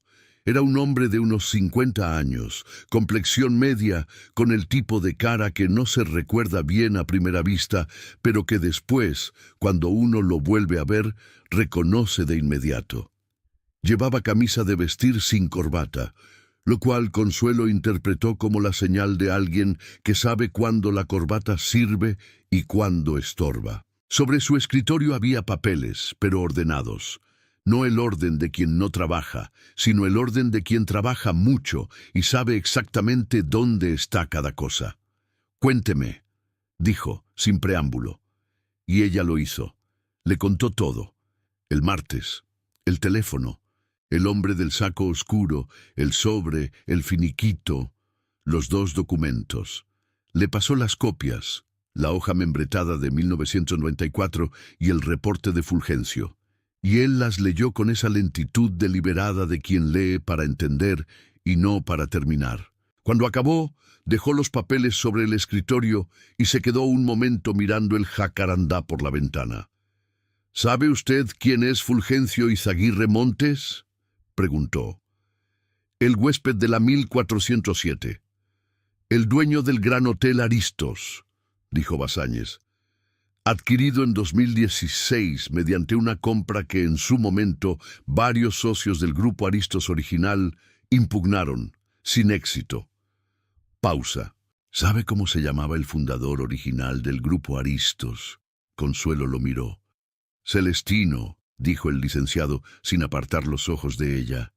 Celestino Paredes Villanueva, michoacano. Construyó el hotel en 1987 con capital propio y 2 socios que después compró. Murió en 1998. El año no correspondía. Su padre había muerto en 1996. Ella lo sabía porque tenía el acta. Era uno de los documentos de la lata de galletas, el que más veces había sacado y vuelto a meter, no para releerlo, sino para comprobar que seguía ahí. Mi padre murió en 1996, dijo. El acta de defunción puede estar equivocada, dijo Basáñez, con una calma que no era insensibilidad, sino la calma de quien ha visto suficientes documentos en su vida para saber que los documentos mienten con más frecuencia de lo que uno quisiera. O puede estar correcta, y el Celestino Paredes Villanueva que fundó el Aristos es otra persona con el mismo nombre. Hizo una pausa. O puede ser la misma persona con 2 fechas distintas en 2 registros distintos, que es algo que ocurre más seguido de lo que ocurre en las historias de televisión. La pregunta no es si fue su padre. La pregunta es, ¿qué dice este documento de 1994 y qué consecuencias tiene que ese documento exista? Consuelo miró la hoja membretada. ¿Qué dice? Dice... Y aquí Basáñez eligió sus palabras con cuidado, como quien cruza un río pisando piedras, que en caso de liquidación, fusión o transferencia del grupo hotelero Aristos, existe una obligación contractual de notificación y compensación a los herederos directos de los socios fundadores originales. La cláusula está redactada de manera ambigua, intencionalmente ambigua, yo diría, pero es lo suficientemente concreta para ser impugnable. ¿Impugnable cómo? Como para solicitar una revisión de la compra de 2016 y determinar si los herederos elegibles fueron notificados conforme a lo estipulado. El licenciado juntó las manos sobre el escritorio. Si no lo fueron, la transferencia podría tener vicios legales. No estoy hablando de invalidar una compra de 280 millones de pesos de la noche a la mañana. Estoy hablando de un proceso que podría tomar tiempo y que requeriría primero establecer su relación con Celestino Paredes Villanueva de manera documentada e indubitable. Consuelo procesó eso. ¿Cuánto tiempo? Depende de cuántos documentos podamos reunir. Una pausa breve. ¿Tiene usted más papeles de su padre? Pensó en las 3 cajas de cartón en el closet de su madre, las que nadie había abierto. Puede que sí, dijo. Salió del despacho de Basáñez a las 12:40, con el jacarandá afuera todavía sin flores, pero con esa forma generosa de los árboles que saben lo que son, aunque en este momento no lo estén demostrando. Caminó hasta la avenida y esperó el camión de pie, sin sentarse en la banca aunque había espacio. No porque estuviera nerviosa, porque a veces el cuerpo necesita estar de pie para procesar lo que la cabeza todavía está organizando. Llegó a casa de su madre a las 2 de la tarde. Soledad estaba en la cocina haciendo sopa de fideos. Ese olor específico del caldo de pollo con jitomate tatemado que Consuelo asociaba no con la cocina de su madre, sino con todos los mediodías de su infancia que de pronto eran la misma cosa. La televisión en el cuarto de junto sonaba sola, como siempre, Su madre la encendía desde que se levantaba y la apagaba cuando se dormía, no para verla, sino para que la casa tuviera voz. «Llegaste», dijo Soledad sin voltear del fogón. «Llegué», dijo Consuelo. Se sentó en la silla de la cocina. La misma silla de toda la vida, madera pintada de amarillo que se había descascarado en las esquinas y que ninguna de las dos había repintado, porque ya se veía bien así, de esa manera en que las cosas envejecen bien cuando nadie las fuerza a hacer de otra manera. Soledad sirvió 2 platos. Se sentaron, comieron. No hablaron de trabajo, no hablaron del hotel, no hablaron de nada que tuviera nombre grande. Hablaron de la vecina del 3 que había cambiado el color de su puerta, de un programa que Soledad había visto la noche anterior, de si el romero que Consuelo tenía en la ventana necesitaba trasplante ya. «Mamá», dijo Consuelo cuando los platos estaban vacíos, «¿tienes las cajas de papá?» Soledad no respondió de inmediato. Recogió su plato, fue al fregadero, lo enjuagó con esa economía de movimientos de quien ha lavado platos durante 50 años, y ya no piensa en ello, solo lo hace. «Están en el closet», dijo de espaldas. «¿Puedo revisarlas?» Un silencio. No el silencio de quien no sabe qué responder, el silencio de quien sabe perfectamente y está decidiendo si ya es momento. «Son 3 cajas», dijo Soledad. «La primera tiene ropa que nunca tiré, la segunda tiene fotos y cartas, la tercera tiene documentos». Se secó las manos con el trapo de cocina. «Nunca las abrí porque pensé que si las abría tenía que hacer algo con lo que encontrara, y yo ya estaba muy cansada de hacer cosas». Se volteó, miró a Consuelo. «Pero tú no estás cansada», dijo. «Eso siempre me lo noté». Era la oración más larga que su madre le había dicho en años, quizá la más larga que recordaba. Encontró las cajas en el closet, exactamente donde Soledad había dicho. 3 cajas de cartón apiladas, con las tapas dobladas hacia adentro, sin etiqueta. La tercera, la de documentos, pesaba más que las otras 2 juntas. La llevó a la mesa de la cocina. La abrió. El olor que salió era ese olor específico del papel viejo. No desagradable, sino denso, como si el tiempo tuviera textura, y esa textura fuera exactamente esto: cartas, recibos, estados de cuenta de bancos que ya no existían, fotografías sueltas, contratos, más contratos, una agenda de piel café con el forro desprendiéndose por las esquinas, y al fondo de la caja, debajo de todo, un sobre manila cerrado con cinta canela que el tiempo había vuelto quebradiza. No tenía nombre afuera, solo una fecha escrita a mano, con la letra que Consuelo reconoció de inmediato, aunque hacía más de 20 años que no la veía, la letra de su padre. Apretada, inclinada levemente a la derecha, con la E minúscula que siempre parecía una L, marzo de 1997. Un año después de la fecha que el acta decía. Consuelo sostuvo el sobre sin abrirlo. Su madre estaba de pie en el umbral de la cocina, con el trapo en la mano, mirando sin decir nada. Afuera, Tepito seguía con su ruido de siempre. Pero en la cocina de Soledad, el aire tenía esa quietud específica de los momentos que uno sabe, mientras ocurren, que van a importar. Consuelo puso el sobre la mesa. Lo dejó ahí. Aún no era el momento de abrirlo, o más bien, iba a abrirlo. Pero quería hacerlo despacio, en el orden correcto, con el licenciado Basáñez presente si era posible. Porque había aprendido, en los 2 días que llevaba cargando documentos que no entendía del todo, que los papeles importantes merecen testigos. Mientras tanto, en el Gran Hotel Aristos, Fulgencio Izaguirre Montes firmaba un contrato de remodelación para el andar 14. Nuevas alfombras, retiro del teléfono de línea antiguo, actualización del sistema de iluminación.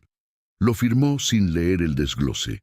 Era un contrato de 4 millones de pesos y lo firmó con la misma atención con que uno firma un recibo de supermercado. Era el segundo error, más grande que el primero. El primero había sido creer que un sobre en una almohada era un gesto sin consecuencias. El segundo era borrar evidencia antes de saber exactamente qué evidencia estaba borrando. El descubrimiento que lo cambia todo. El sobre Manila olía a tiempo, no a humedad, no a polvo, a tiempo, que es una cosa distinta. El tiempo tiene olor propio cuando se concentra en un objeto que nadie ha tocado en muchos años, algo entre papel y madera seca, y ese otro elemento que no tiene nombre, pero que uno reconoce porque es el olor de lo que estuvo guardado con intención. No abandonado, guardado. Hay una diferencia que el cuerpo detecta antes que la mente. Consuelo lo abrió 3 días después, no porque dudara, sino porque había aprendido, en 11 años de hacer camas, en 4 años de cargar un babador en el bolsillo, en toda una vida de distinguir entre lo que se abre rápido y lo que merece su tiempo, que algunos momentos se preparan. Llamó al licenciado Basáñez. Acordaron verse el jueves a las 10 en el despacho de Santa María la Ribera. Ella llevaría la caja entera. Llevó la caja entera. Basáñez la revisó con guantes de algodón. Ese detalle la sorprendió. Los guantes, que era algo que ella asociaba con los forenses de las series, pero que, en el contexto del despacho, con el jacarandá afuera, resultó completamente natural, como si los documentos importantes merecieran que las manos que los tocaran supieran que los están tocando. Fueron metódicos. Primero las cartas, después los contratos, después la agenda de piel café. Fue en la agenda donde encontraron el primer hilo. Una entrada del 12 de febrero de 1997, 2 meses antes de la fecha del sobre, con la letra inclinada de Celestino Paredes. Reunión con Izaguirre. Propuesta de compra. Respondí que no. Y debajo subrayado 2 veces. Revisar cláusula de herederos con Fuentes. El licenciado Fuentes, Basáñez, lo buscó en los directorios de la barra, mientras Consuelo sostenía la taza de café que él había vuelto a servir. Había sido un abogado corporativo activo hasta 2003, año en que falleció. Sin despacho sucesor, sin archivos transferidos que se pudieran rastrear fácilmente. Pero la entrada existía, y el nombre Izaguirre existía en ella. Febrero de 1997. Propuesta de compra. Respondió que no. Su padre rechazó una oferta de Fulgencio Izaguirre en 1997, dijo Basáñez, con la calma de quien está poniendo palabras a algo que ya era una forma antes de tener nombre. Y murió en 1996, dijo Consuelo. Después se corrigió. Según el acta. Basáñez la miró. Asintió una sola vez. Ese movimiento pequeño de quien acaba de escuchar algo que confirma lo que ya sospechaba, pero que confirmar tiene peso. Abrieron el sobre Manila. Adentro había 3 hojas. La primera era una carta manuscrita, esa letra inclinada, la E, que parecía una L, dirigida a mi hija Consuelo, cuando sea el momento. No había saludo formal. Empezaba directo, como empezaba todo lo que Celestino Paredes hacía, con el hecho. Hay personas que quieren lo que construí y que no van a parar hasta tenerlo. Mientras yo esté, no pueden. Pero yo no voy a estar siempre. Esta carta es para que sepas que lo que es tuyo, y que hay un documento que lo prueba. El licenciado Fuentes lo tiene. Si algo me pasa antes de que puedas leer esto, busca a Fuentes. Si Fuentes no está, busca el contrato original de constitución del Grupo Aristos. La cláusula 4. No te dejes convencer de que no existe. Y al final, después de la firma, dobla la ropa como si alguien más la fuera a usar. Consuelo no pudo leer esa última línea en voz alta. La leyó en silencio. La leyó 2 veces. Se mordió el labio. Contó hasta 3. No lloró. No ahí, no frente a Basáñez, no todavía. Pero la línea le llegó al lugar exacto donde viven las cosas que uno carga sin saber que las carga. La segunda hoja era una copia del contrato de constitución del grupo hotelero Aristos, de 1987. La cláusula cuarta, marcada con lápiz rojo que con el tiempo había palidecido pero que seguía legible, establecía con una claridad que ninguna redacción ambigua podía oscurecer: en caso de venta o transferencia de la mayoría accionaria del grupo, los herederos directos de los socios fundadores tendrían derecho de tanto. Derecho de igualar cualquier oferta de compra antes de que la transacción se perfeccionara. Y en caso de no ser notificados en forma, la transferencia podía ser impugnada dentro de un plazo de 15 años a partir de la fecha en que los herederos tuvieran conocimiento fehaciente de la operación. La compra de Fulgencio había sido en 2016. Consuelo había tenido conocimiento fehaciente. La fotocopia, la llamada del teléfono, el nombre del hotel en el membrete, el martes de esa semana. Faltaban años para que venciera el plazo. Basáñez leyó la cláusula 3 veces. Después se quitó los guantes, los dobló con cuidado y los puso sobre el escritorio. «Necesito que me dé unos días», dijo. «Voy a verificar el registro original de constitución en el registro público de la propiedad y del comercio. Si la cláusula cuarta está en el contrato registrado y no fue modificada antes de la venta, tenemos base para iniciar un procedimiento de nulidad relativa de la transferencia accionaria». «¿Qué significa eso en palabras normales?», preguntó Consuelo. «Que Fulgencio Izaguirre posiblemente compró algo que no podía comprar de esa manera», dijo Basáñez, «y que usted posiblemente es la heredera de alguien a quien nunca le ofrecieron lo que le correspondía». Consuelo procesó eso en silencio. Afuera el jacarandá sin flores seguía siendo el jacarandá. Un pájaro se posó en una rama, estuvo 3 segundos, se fue. El despacho olía a café y a papel viejo y a algo que Consuelo no supo nombrar en ese momento, pero que reconocería después, mucho después, como el olor específico de cuando las cosas empiezan a tomar su lugar. La tercera hoja era una lista, escrita con la misma letra en tinta azul que también había palidecido: nombres, fechas, números de cuenta. Al margen de 3 de los nombres, una nota: pagados. Al margen de uno solo, sin tache, sin nota: Izaguirre. Ese martes, mientras Consuelo estaba en el despacho de Basáñez con las 3 hojas sobre la mesa, en el andar 14 del Gran Hotel Aristos llegaba el equipo de remodelación. 2 hombres con herramientas y una orden de trabajo firmada por el señor Izaguirre. Retirar el teléfono de línea del pasillo, sustituir por punto de carga USB discreto, reparar el foco del cuarto de servicio. Trabajo menor, rutinario. El primero de los hombres desconectó el cable del teléfono con la eficiencia de quien ha desconectado muchas cosas, y para quien cada cosa desconectada es solo una cosa menos. Enrolló el cable. Metió el aparato en una bolsa negra de residuos.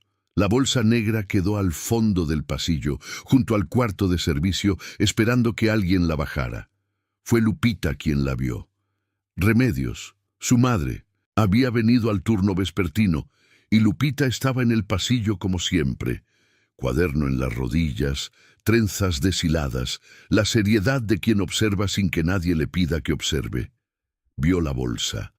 Vio el cable enrollado asomando por la abertura. Metió la mano con la naturalidad absoluta de los 7 años, que no distinguen entre lo que se toca y lo que no se toca, porque esa distinción la enseñan los adultos y ella todavía estaba aprendiendo. Y sacó el teléfono, lo sostuvo, lo miró con la misma atención con que había mirado el dibujo de la torre. «Este teléfono», dijo en voz alta, aunque no había nadie cerca, «llamó a alguien importante. No era pregunta, era afirmación. La afirmación de alguien que no tiene manera de saber lo que sabe, pero que igual lo sabe. Lo volvió a meter en la bolsa. Pero antes de soltarlo, pasó el dedo por el auricular. Ese gesto que hacen los niños con los objetos que les parecen significativos, como despedirse de algo que no pueden quedarse. Esa tarde, Lupita le dijo a su mamá Remedios lo que había visto el martes. El señor del saco oscuro enojado en el pasillo, la señora Consuelo hablando en el teléfono antiguo, las palabras exactas que había escuchado antes de que la señora dijera «espere». Remedios escuchó. No dijo nada en ese momento. Pero esa noche, desde su teléfono, buscó en sus contactos el número de Consuelo Paredes y le mandó un mensaje de voz. Consuelo lo escuchó al salir del metro de regreso a Tepito, parada en la banqueta con el ruido de la avenida alrededor y el mensaje de Remedios en el auricular, que decía con esa precisión involuntaria de quien no sabe que está siendo decisiva. Oiga, doña Consuelo, mi Lupita me contó lo que oyó ese día. Dice que la voz del teléfono dijo su nombre completo, Consuelo Natividad Paredes, y que preguntó si era usted la hija de don Celestino. Dice que usted no contestó eso porque el señor llegó. No más le aviso por si le sirve de algo. Consuelo bajó el teléfono. El ruido de la avenida siguió igual. Los coches, las voces, un claxon al fondo. Todo exactamente igual que un minuto antes. Pero algo había cambiado de lugar. La voz del teléfono no había sido una llamada equivocada. No había sido administrativa. Había sido alguien que sabía su nombre completo, que sabía quién era su padre, que había marcado ese número específico, el único teléfono de línea del andar 14, el número que no estaba en ningún directorio público, buscándola a ella. ¿Quién sabía ese número? ¿Quién sabía que Consuelo Natividad Paredes, hija de Celestino, trabajaba en el andar 14 del Aristos? Lo pensó caminando de regreso, lo pensó mientras calentaba frijoles, lo pensó mientras doblaba el babador, las puntas hacia adentro, el patito hacia arriba, y lo dejaba sobre la mesa en vez de guardarlo, porque esa noche necesitaba tenerlo a la vista. La respuesta llegó sola, a las 11 de la noche, cuando el departamento estaba en silencio y la ciudad afuera hacía su murmullo de siempre. La respuesta era que alguien, desde adentro del grupo Aristos o desde algún lugar con acceso a sus registros, había estado buscándola. Y que Fulgencio Izaguirre, al mandarla despedir esa misma semana, había cortado el único hilo que podría haberle dicho quién era ese alguien. Pero el hilo ya había hablado, y Lupita lo había escuchado. La asamblea extraordinaria del grupo hotelero Aristos fue convocada para el segundo miércoles de julio, no por Fulgencio, por el Registro Público de la Propiedad y del Comercio, que había recibido una solicitud formal de revisión de la transferencia accionaria de 2016, firmada por el licenciado Rodrigo Basáñez Fuentes en representación de Consuelo Natividad Paredes, heredera directa del socio fundador Celestino Paredes Villanueva. La solicitud venía acompañada de 3 documentos: la carta manuscrita, la copia del contrato original con la cláusula cuarta marcada en lápiz rojo y una certificación notarial de identidad que establecía con documentos de nacimiento, registro familiar y prueba de ADN gestionada en tiempo récord gracias a un laboratorio con el que Basáñez tenía relación de años, que Consuelo Natividad Paredes era efectivamente quien decía ser. También venía acompañada de un testimonio rendido por Remedios Guadalupe Torresinda, empleada del turno vespertino, que declaraba lo que su hija de 7 años le había contado sobre lo ocurrido en el pasillo del andar 14. La menor no declaró ante notario. 7 años. No se declaraba ante notario a los 7 años, Pero Lupita sí le había contado a su mamá, con esa precisión fotográfica de los niños que escuchan lo que los adultos no saben que están siendo escuchados. Las palabras exactas que la voz al otro lado del teléfono había dicho antes de que Consuelo dijera «espere». «¿Es usted Consuelo Natividad Paredes, hija del señor Celestino?» Le habla el licenciado Arriaga, del Consejo de Administración del Grupo Aristos. Llevamos 2 años buscándola, 2 años buscándola. Basáñez había localizado al licenciado Arriaga en 4 días. Era el secretario del Consejo de Administración minoritario del grupo. Los socios pequeños, los que nunca habían tenido poder real pero que existían en el acta constitutiva y que en 2016, cuando Fulgencio completó la compra de la mayoría, habían firmado sin leer del todo, porque Fulgencio tenía el talento específico de hacer que firmar pareciera lo más razonable del mundo. Arriaga había empezado a buscar a la heredera Paredes en 2021, cuando un auditor externo señaló la posible irregularidad en la notificación de la cláusula cuarta. Había rastreado el nombre a través de registros del IMSS. Había encontrado a Consuelo en la nómina del Aristos. Había buscado en el directorio interno el número de extensión del andar 14. El único número disponible era el teléfono de línea antiguo, el que llevaba 11 años sin sonar. Hasta ese martes. La sala de juntas era en el piso 16, techo alto, mesa ovalada de madera oscura, sillas de cuero, ventanas al zócalo, la misma vista de la suite 1407, pero más alta, como si el edificio guardara lo mejor para los que llegaban al final. Consuelo llegó con Basáñez a las 9:45, ropa oscura, cabello recogido. En el bolsillo del saco, comprado 3 días antes en una tienda de segunda mano de la Guerrero, buen corte, botón de nácar, llevaba el babador rosa. No era momento de sacarlo, pero necesitaba sentirlo ahí. Fulgencio Izaguirre ya estaba en la sala cuando entraron. Estaba de pie junto a la ventana, la postura de quien llegó primero y quiere que se note, con 2 abogados a su lado y una carpeta gruesa sobre la mesa frente a su silla. La vio entrar. Algo en su cara hizo un movimiento muy pequeño. No sorpresa, porque Fulgencio no se permitía sorpresa en público, sino ese reajuste microscópico de quien esperaba algo y recibe otra cosa. No la saludó. Ella tampoco. Basáñez instaló los documentos. El licenciado Arriaga llegó a las 10 en punto con 2 miembros del Consejo Minoritario. La notaria pública se instaló en la cabecera y empezó. El contrato original fue leído en voz alta.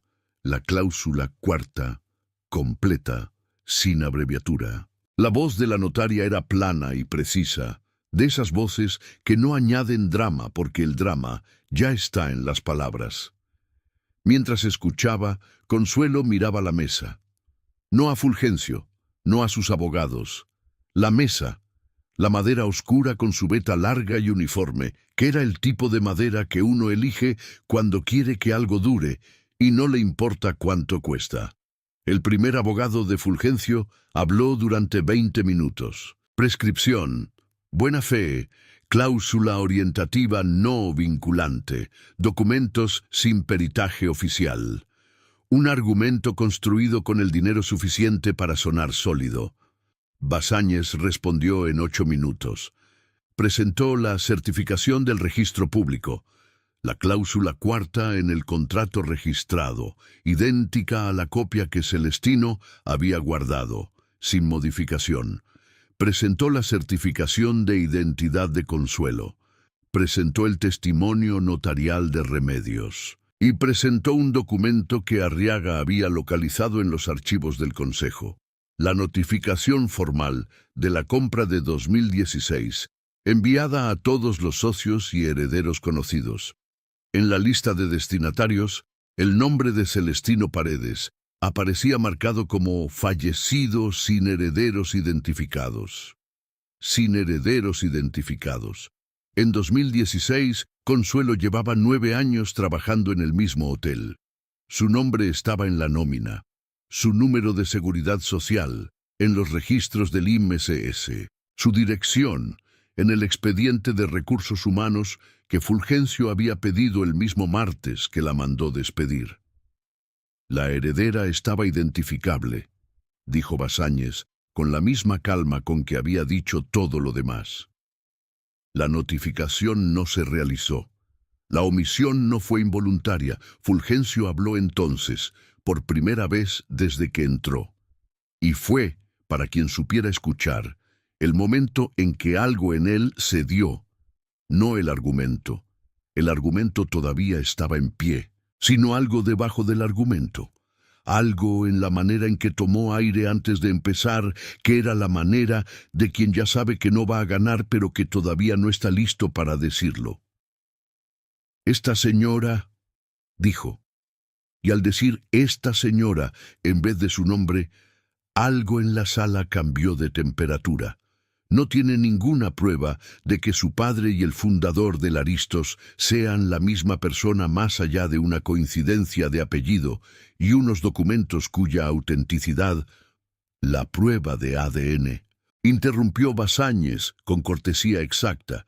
Está en el expediente folio 14, muestra de material genético de la señora Paredes comparada con el registro médico del señor Celestino Paredes Villanueva en el IMSS, conservado en archivo.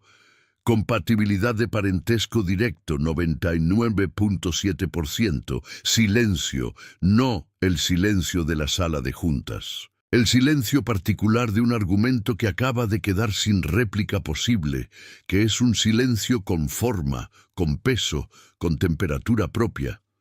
El segundo abogado de Fulgencio se inclinó hacia su oreja y le susurró algo. Fulgencio no movió la cabeza.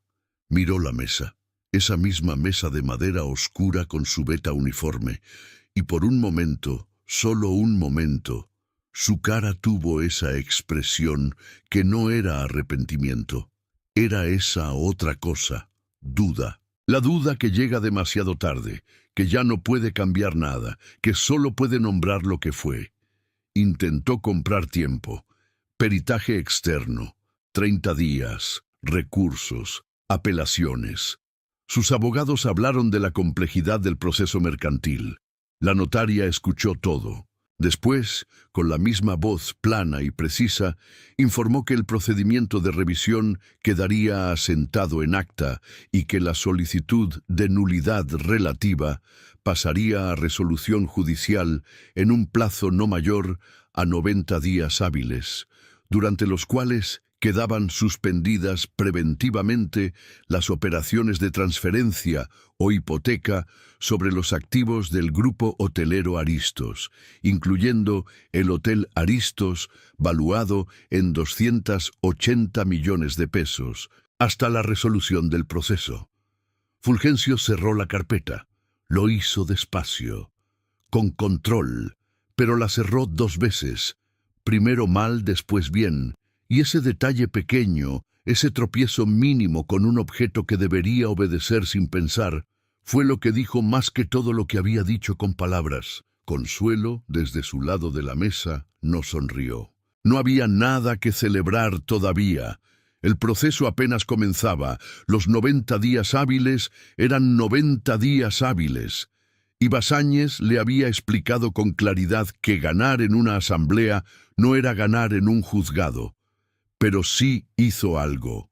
Metió la mano en el bolsillo del saco, rozó el babador rosa con la punta de los dedos, las puntas hacia adentro, el patito hacia arriba, siempre igual, y lo soltó. No lo apretó, solo lo rozó, como quien le dice a algo que todavía no es el momento, pero que el momento existe. La asamblea levantó sesión a las 12:10. Consuelo y Basáñez bajaron en el elevador ejecutivo, espejos en las paredes, música suave, una pieza de piano que no reconoció, pero que le pareció apropiada. En el lobby cruzaron el mármol emperador de Turquía, Beta Dorada, 1987. En la puerta, Abundio. Seguía ahí. Desde que Consuelo había salido 2 semanas antes, el mundo había continuado, y Abundio había seguido abriendo la puerta con esa cadencia de 3 décadas que no distinguía entre quién entra y quién sale, porque para él la puerta era la puerta. La vio. No dijo nada durante un segundo. Después abrió la puerta, esa puerta de madera y vidrio y marco dorado que era la entrada del Gran Hotel Aristos, 280 millones de pesos, 18 pisos, 340 suites, y dijo, con la naturalidad de quien dice lo único que hay que decir: «Bienvenida, doña Consuelo». Ella salió. Afuera, el zócalo le llegó de golpe, igual que siempre. El ruido, el olor a elote y a escape, el sol de julio que en la Ciudad de México no pide permiso. Una paloma blanca cruzó desde la catedral hasta la bandera del centro de la plaza y se quedó ahí, en el asta, quieta. Consuelo la miró un momento. Después siguió caminando. El proceso duró 83 días hábiles. No los 90 que había dicho la notaria, 83, porque el juez asignado al caso era el tipo de persona que llega temprano y se va tarde y tiene la reputación, en los pasillos del Tribunal Superior de Justicia, de no dejar expedientes sobre el escritorio más tiempo del necesario. Basáñez lo conocía. Cuando le dijo el nombre del juez a Consuelo, asintió con una expresión que no era alivio exactamente, pero que se le parecía. El fallo llegó un martes. Consuelo estaba en casa de su madre cuando Basáñez llamó.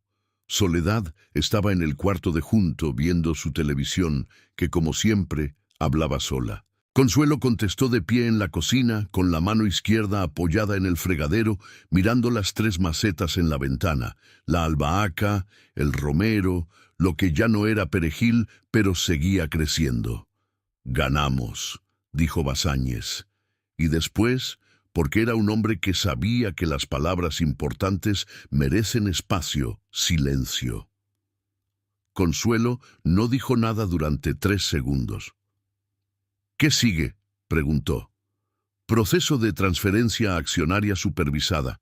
Valuación independiente del grupo. Fulgencio tiene 30 días para presentar recursos de apelación, que presentará. Era su derecho y lo ejercería, eso ya lo sabían ambos. Pero la suspensión preventiva de activos se mantiene durante todo ese proceso. Nada se mueve sin su autorización». Una pausa. Va a tardar meses, quizá más, pero el punto de partida ya cambió. Consuelo colgó. Fue al cuarto de su madre, que estaba sentada en su sillón con el control del televisor en la mano y la atención a medias en la pantalla, de esa manera en que Soledad veía la televisión, presente sin estar del todo, ausente sin haberse ido. La miró entrar. Consuelo se sentó en la orilla de la cama, frente a ella. «Ganamos», dijo. Soledad asintió. Una sola vez, despacio, con la calma de quien ya lo sabía o ya lo había decidido de antemano. No el resultado, sino que el resultado iba a ser ese. Después volvió la vista a la pantalla. Eso fue todo. Eso fue exactamente suficiente. Los meses que siguieron fueron de trabajo de una clase distinta al que Consuelo conocía. No el de manos, ese lo sabía con los ojos cerrados. Era el de aprender, juntas con auditores, con Arriaga, con los socios minoritarios. Leer estados financieros, las preguntas que incomodan a los contadores. Tomar decisiones despacio, con la calma con que se dobla algo que importa. No renunció a su departamento de Tepito, necesitaba el espacio que conocía, la regadera que goteaba, seguir siendo la misma persona que había entrado al Aristos durante 11 años. Esa persona era la que sabía hacer esto. Fulgencio presentó 3 recursos de apelación.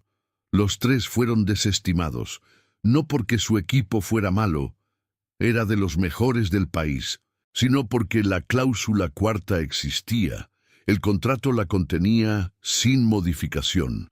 La notificación de 2016 había omitido a una heredera localizable y el ADN no discute. El día en que llegó la resolución final, Consuelo estaba en el despacho de Basáñez. El jacarandá afuera había florecido. Era noviembre, tarde para las flores, pero el árbol no consultaba calendarios. Las flores eran de ese morado específico de los jacarandas del centro, que no es el morado elegante de los arreglos florales, sino el morado generoso de algo que florece porque puede y porque quiere y porque así es. Basáñez le extendió la resolución. Ella la leyó completa. La última página tenía la firma del juez y el sello del tribunal, y una fecha que era hoy. Dobló el documento. Lo guardó en su bolsa. ¿Qué va a hacer primero?, preguntó Basáñez. Consuelo pensó un momento. «Comer», dijo. Él sonrió. Era la primera vez que ella le veía sonreír de esa manera. No la sonrisa profesional de las juntas, sino la otra, la que sale cuando algo le parece genuinamente justo. Tomó posesión formal del cargo de directora general del grupo hotelero Aristos el primer lunes de diciembre. No hubo ceremonia. Llegó a las 8 de la mañana, la hora a la que siempre había llegado cuando llegaba tarde. Entró por la puerta principal. Abundio estaba en su puesto. La vio llegar desde la banqueta, la misma Consuelo con distinta bolsa, distinto saco, mismo paso, y abrió la puerta con esa cadencia de 30 años que no cambia porque no necesita cambiar. «Buenos días, directora», dijo con la naturalidad absoluta de quien lleva toda la vida diciendo lo correcto en el momento correcto sin saber que lo es. «Buenos días, Abundio», dijo ella. «¿Sigues aquí?» ¿A dónde iba a ir?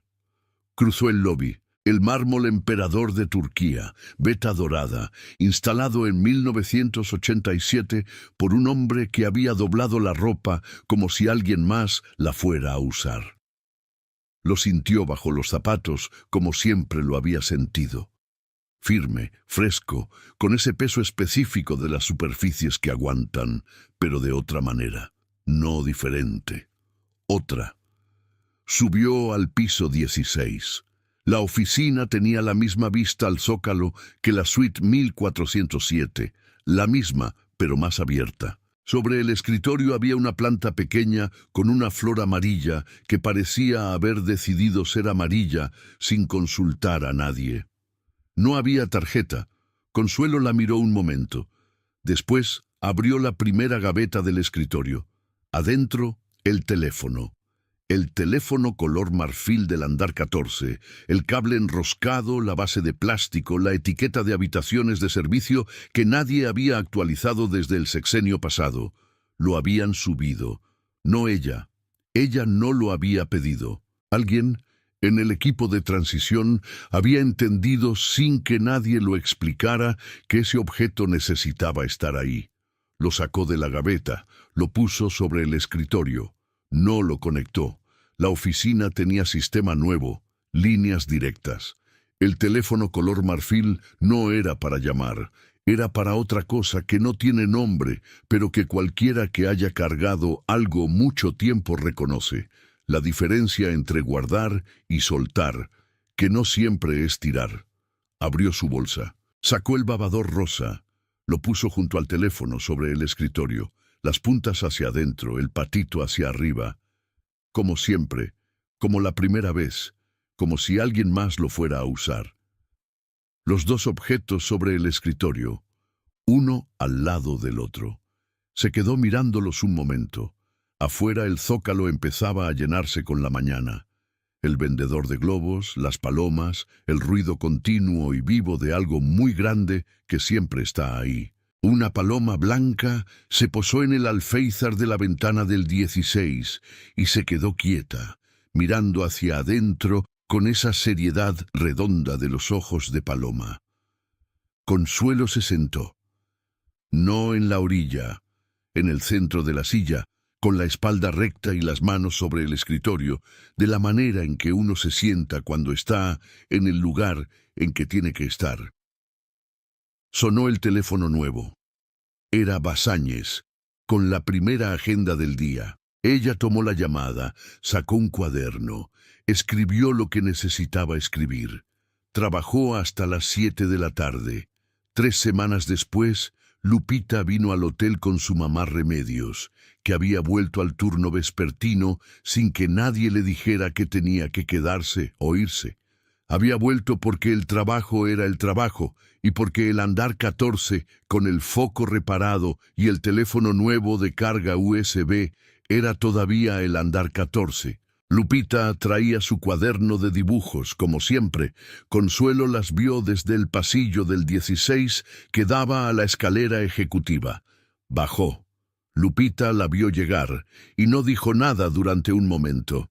Ese momento de los niños que están procesando algo que no esperaban y que todavía no saben cómo nombrar. Después levantó el cuaderno. Había dibujado la misma torre de siempre, las ventanas con figuras distintas, pero en la ventana del último piso, el 16, aunque ella no sabía el número, solo sabía que era arriba de todo, había una figura con delantal. ¿Esa soy yo?, preguntó Consuelo.